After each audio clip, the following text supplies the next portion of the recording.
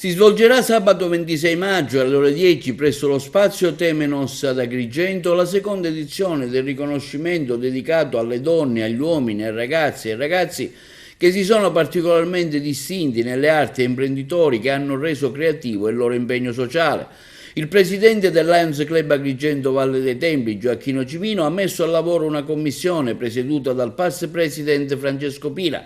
composta dai soci Gaetano Salemi, Susi Iacona, Daniela Capitano e Luciano Carruba, che hanno valutato le candidature e decretato le vincitrici e i vincitori della seconda edizione,